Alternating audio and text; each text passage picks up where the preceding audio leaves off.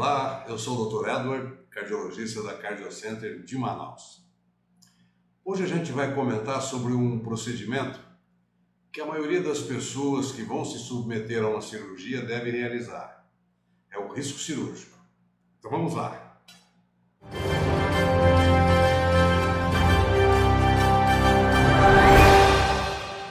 Tenho certeza que muitos de vocês que já se submeteram a uma cirurgia, o cirurgião solicitou que fizesse uma visita a um cardiologista para realizar um exame chamado risco cirúrgico.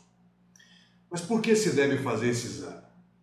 Quando vamos avaliar quais riscos de um paciente ter complicações durante ou no pós-operatório de uma cirurgia, além da consulta com a coleta de informações do próprio paciente e da cirurgia que ele vai se submeter, nós podemos identificar no exame físico e, eventualmente, em exames complementares, situações em que o cardiologista pode sugerir ou orientar o cirurgião, e às vezes até o anestesista, de cuidados para evitar complicações.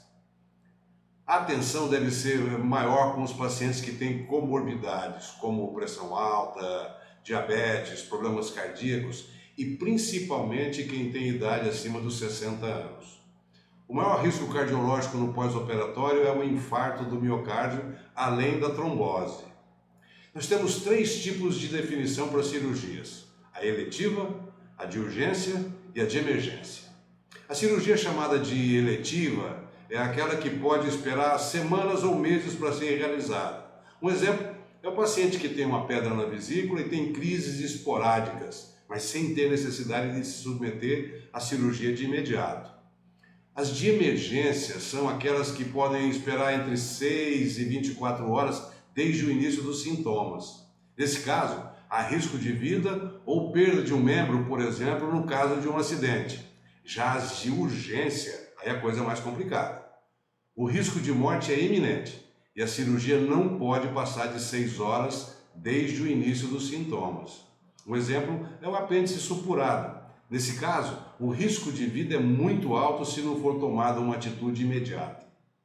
Além da anamnese, que é a coleta de informações do paciente, temos o exame físico e alguns exames complementares, como o coagulograma completo para avaliar a possibilidade de sangramento maior durante a cirurgia, ureia e creatinina para avaliar a função renal, a glicemia é importante para investigar se o paciente é diabético, as transaminases mostram como está o funcionamento hepático. Pode-se ainda solicitar também um raio-x de tórax e, em casos mais complexos, um ecocardiograma, um teste de esforço, tomografias e outros, mas isso não é usual. Com todos esses dados, o cardiologista utiliza scores para avaliar o grau de risco que o paciente tem para a cirurgia. Os scores mais utilizados são o score de Lee, a ACP do American College of Physicians, o EMAPO, que é utilizado pela Sociedade Brasileira de Cardiologia, o ASA, da American Society of Anesthesiologists, o score de Goldman, Detsky, enfim, são vários os scores que podem ser utilizados. Cada cardiologista usa alguns deles aí. Com os valores determinados por esses scores, a gente pode avaliar se o risco do paciente é leve, moderado ou severo. E assim, tanto o cirurgião como o anestesista vão estar preparados para possíveis complicações. Alguns pacientes nos perguntam o tempo de validade da avaliação do risco cirúrgico. No meu modo de entender, quanto mais próximo da cirurgia a avaliação for feita, melhor. Tudo vai depender do tipo de cirurgia que o paciente vai se submeter.